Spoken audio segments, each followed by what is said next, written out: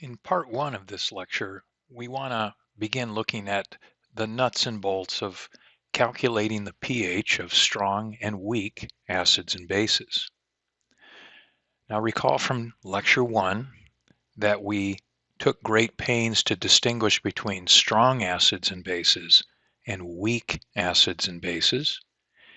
Just as a little reminder, strong acids and bases are those acids and bases where the ionization or dissociation essentially goes to completion. An example we used of a strong acid was hydrochloric acid, and you'll notice single arrow here, it goes completely in water, it goes completely to hydronium ion and chloride ion. Strong base sodium hydroxide goes completely to sodium ions and hydroxide ions. Now, some other examples of strong acids and bases are on the lower left of the slide here, some strong acids you might have heard before: nitric acid, perchloric acid, hydrobromic acid. This is not an exhaustive list. Some examples of strong bases besides sodium hydroxide would be potassium hydroxide, calcium hydroxide, and calcium oxide. Now, calculating the pH of strong acids and bases is really quite straightforward because in aqueous solution, as we've said, you can assume that they go 100% towards products, in other words, toward formation of hydronium ion or hydroxide ion. Therefore, to calculate a pH, you only need to know the concentration of the acid or base present initially and the stoichiometry of the reaction, in other words, the coefficients of the balanced equation. Now, weak acids and bases are those acids and bases where ionization or dissociation is incomplete and equilibrium is established. So our prototype and oft cited weak acid is acetic acid. You'll notice that there's an equilibrium sign here, so this only goes partially to the right toward hydronium ions and acetate ions. And an oft cited weak base is ammonia. And here we have ammonia interacting with water to only a limited extent to form ammonium ion and hydroxide ions. There are literally many thousands of examples of weak acids and bases. Some other examples of weak acids are nitrous acid, chlorous acid, hydrofluoric acid. Some other examples of weak bases would be methylamine or pyridine. Now, calculating the pH of weak acids and bases typically requires the construction of an ice table, as we did in the equilibrium module. An equilibrium constant, which would be labeled Ka for weak acids and Kb for weak bases, can be measured in the lab, or more commonly for our purposes in lecture, is looked up in a table of Ka or Kb values, or just given in an example problem. And we use that equilibrium constant to set up an equilibrium constant expression and calculate the hydronium ion concentration or the hydroxide ion concentration when equilibrium is reached. Let's do some examples. Let's look at an example of the calculation of the pH of a strong acid. Let's calculate the expected pH for a solution that is 0.0351 molar in hydrochloric acid. This is an interesting concentration I chose here. I chose this for many reasons, but we're going to use this concentration several times in this part of the lecture. Now, since HCl is a strong acid, we of course expect it to completely ionize in water. We can describe the principal species in water using the balanced equation for the ionization. So when HCl does dissolve in water, the principal species in water is not HCl together as a molecule and dissolved in water. The principal species are hydronium ion and chloride ion.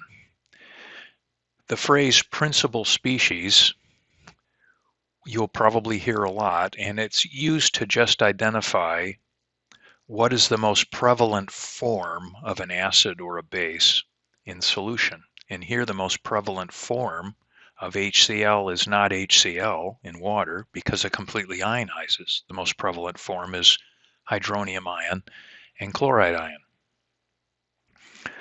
Now calculating the pH here is pretty straightforward because since the concentration of HCl is 0.0351 molar and it ionizes completely, then the concentration of hydronium ion must be 0.0351 molar, and we can easily calculate a pH of 1.45. So repeating what I said a few seconds ago, a 0.0351 molar solution of the strong acid HCl is really 0.0351 molar hydronium ion and 0.0351 molar chloride ion, and about 0 molar in the form HCl. We've talked about significant figures and log terms before. Just want to point out one more time here that since there's 3 significant figures in the parentheses before the log term, technically we could use 3 digits beyond the decimal point in the pH, but we don't here simply because most pH meters won't give you 3 places. So I've just reported it to the 100th place. Let's calculate the pH of a strong base. So for our example here, we'll calculate the expected pH for a solution that is 0.0351 molar in sodium hydroxide. You notice here our 0.0351 molar is the same concentration that we used for the HCl because we want to compare these two solutions exactly. Same concentration, one is a strong acid, one's a strong base. Now since sodium hydroxide is a strong base, we expect it to completely dissociate in water to the limit of its solubility, and we can describe the principal species in water using the balanced equation for the dissociation. And when it dissolves, of course, the principal species in water is not NaOH aqueous, it's Na plus and hydroxide. We can calculate the pH of this solution, but first we'll calculate the pOH since we have the hydroxide. That comes out to be 1.45, and we can convert this to a pH, and the pH comes out to be 12.55. Again, since the 0.0351 molar solution of the strong base sodium hydroxide is really 0.0351 molar sodium ion and 0.0351 molar hydroxide, and 0 molar in the form NaOH, we can easily calculate its pOH and then its pH. Let's take a look at calculating the pH of a weak acid. Not surprisingly, our weak acid choice is acetic acid, and also not surprisingly, we're using this same concentration for comparative purposes. Now, since acetic acid's a weak acid, we expect it to only partially ionize in water. We can calculate the principal species present in equilibrium. Spoiler alert, the principal species will be the unionized acetic acid. But let's proceed here. We'll need the equilibrium constant, the acid dissociation constant, Ka, which we can find in tables of Ka values of weak acids, or commonly in these lectures we'll just give you the Ka value, and we're going to need to construct an ice table. Let's write out the equilibrium, acetic acid plus water in equilibrium with some hydronium ion and acetate.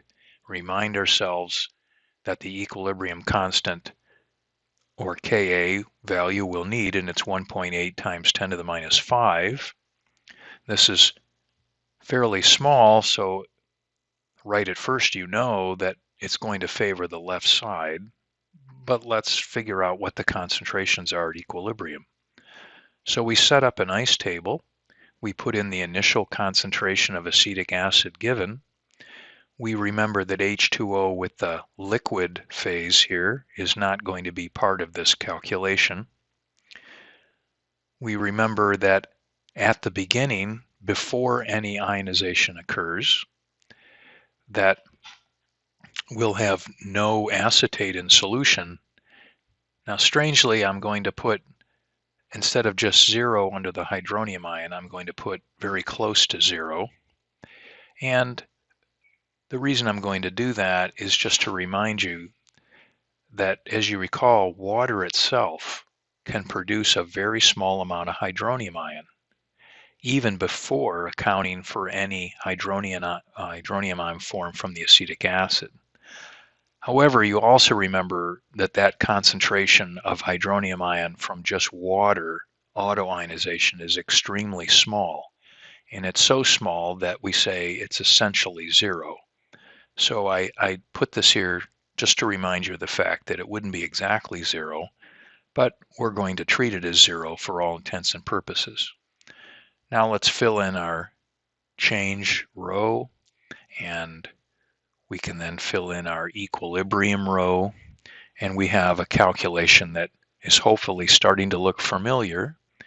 We would write the equilibrium constant expression, hydronium ion times acetate over acetic acid, x times x over 0.0351 minus x, or x squared over 0.0351 minus x. We set that equal to the equilibrium constant. Now you can simply plug this equation directly into Wolfram alpha and get the 2x values and then choose the appropriate one. Here I've started working this out to get an A, B, and C if you wanted to do it by hand using the quadratic formula. But you'll notice here I just said use Wolfram alpha, which means that I didn't do all of this algebra here to get A, B, and C. I just put this equation originally, this original equation in Wolfram alpha. In any event, you end up with an x value of 0.000788591 using a few extra significant figures. And if you recall from the ice table, x is the concentration of hydronium ion and the concentration of acetate at equilibrium. Well, what's the concentration of acetic acid that has not ionized when equilibrium's reached? Well, it's the initial concentration minus x, minus what ionized. And when you do that subtraction, you find out that some acetic acid has ionized, but not much of it. It started out at 0.0351 molar and ended up at 0.0343 molar at equilibrium. So the principal species of acetic acid in water is unionized acetic acid. Now that doesn't take away from the fact that some hydronium ion has formed, and we'll end up with an acidic pH. So we have pH equals minus the log of the hydronium ion concentration, and we end up with a pH of 3.1. Again, since it's a weak acid, the acetic acid only partially ionizes. Now let me throw one other term in here, or a little calculation, which we'll find out is fairly important. What we're going to do is calculate what we can refer to as the percent ionization of the acetic acid. What we're getting at is what percent of this original acetic acid ionized. It's easy to figure out. The 0.000788591, which we solve for as x, is the amount that's ionized, and we divide it by the original concentration and multiply by 100, and we find out that acetic acid is 2.2% ionized. That means that 2.2% of the acetic acid molecules formed hydronium ion and acetate. Or another way of looking at it is that at equilibrium, 98 out of every 100 acetic acid molecules stay as acetic acid. Only about 2 of them ionize. Thus, it's a weak acid. Now, if you compare this to the 100% ionization of the strong acid HCl, you can see why we would call that a weak acid. Call the acetic acid a weak acid. Now, to complete our comparisons here, let's calculate the pH of a weak base. And again, we choose as our example weak base ammonia dissolved in water, and we'll use the same concentration, 0.0351 molar, for comparison purposes.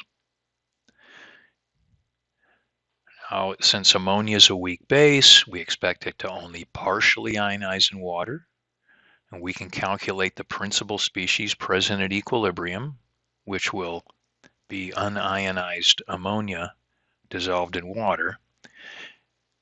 Anyway, we can calculate the equilibrium concentrations using an equilibrium constant, which is typically labeled Kb because it's a weak base, and constructing an ice table. We have ammonia plus water in equilibrium with ammonium ion and hydroxide, and the Kb for this is 1.8 times 10 to the minus 5. You can look that up. One thing I want to point out here is that the Kb of ammonia looks strangely similar to the Ka of acetic acid that we just used on the previous slide. In fact, it's identical. And, believe it or not, this is only a coincidence.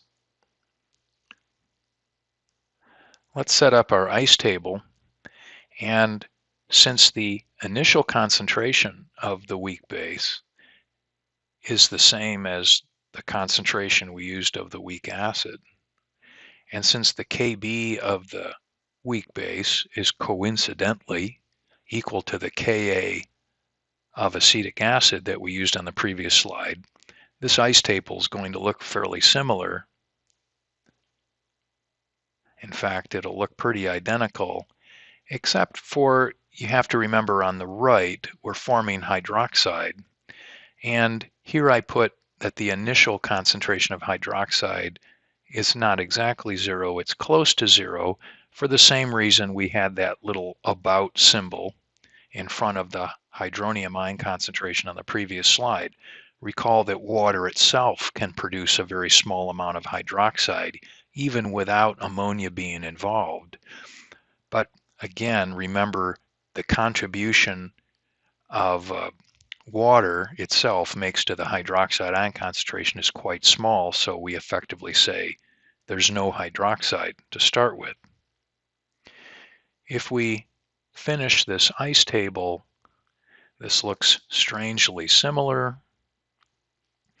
And when we solve for x, since the expression is identical numerically, surprise, surprise, we get the same x value. However, you have to remember now that x is not the hydronium ion concentration as it was on the previous slide. X is now the hydroxide ion concentration. So at equilibrium, our x value, again, is the same as it was on the previous slide because our numbers are the same. But now x is the hydroxide ion concentration and the ammonium ion concentration, of course. The concentration of ammonia left at equilibrium would be the same number as we saw on the previous slide, 0.0343. So again, at equilibrium, most of the ammonia stays in the form of NH3 aqueous.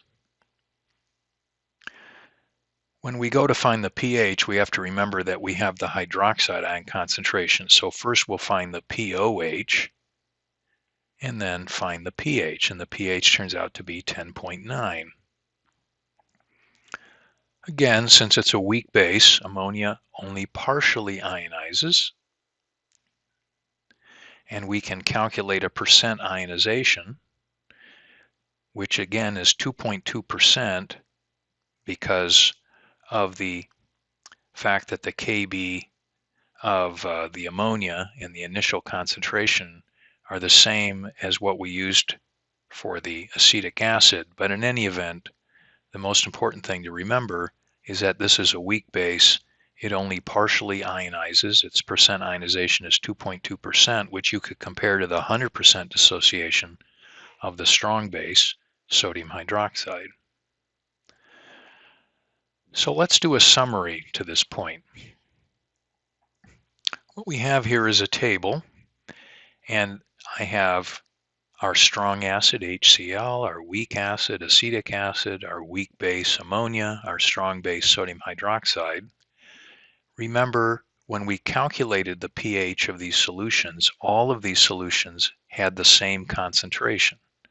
So we found out that the pH of a 0.0351 molar solution of HCl was 1.45, that HCl underwent about 100% ionization. It's a strong acid. Acetic acid, on the other hand, although it was present at the same concentration as the HCl, gives a higher pH. It's still acidic, but not as acidic as HCl. That makes sense because it only ionized to the extent of about 2.2%. It's a weak acid. Our weak base ammonia, same concentration, 0.0351, as the acids, had a much higher pH because it's a base. It didn't ionize very much. And we're reminded that weak bases are only slightly ionized. Now, the same concentration of sodium hydroxide gave a really high pH, which makes sense because it's a strong base, which is 100% ionized. Now, let's do a common sense check here before we end. Oh, and I just didn't want to forget that, again, the percent ionizations for the weak base ammonia and the weak acid acetic acid come out here identical only because we're comparing the same concentrations of both, and coincidentally the equilibrium constant, or Kb, for ammonia is exactly numerically equal to the Ka for acetic acid. So here's our common sense check. We find, or we see, that a strong base is more basic, has a higher pH than a weak base, 12.455 for sodium hydroxide, 10.9 for ammonia. That makes sense. A strong acid is more acidic, has a lower pH than a weak acid. HCl, strong acid, 1.45 for a pH. Acetic acid, weak acid, 3.10 for a pH. Remember, these kind of comparisons are only totally fair if you're comparing the same concentrations. In part 2 of this lecture, we will expand on our list of acids and bases and do a few more examples and come out with a summary table that's a little bit bigger than this one.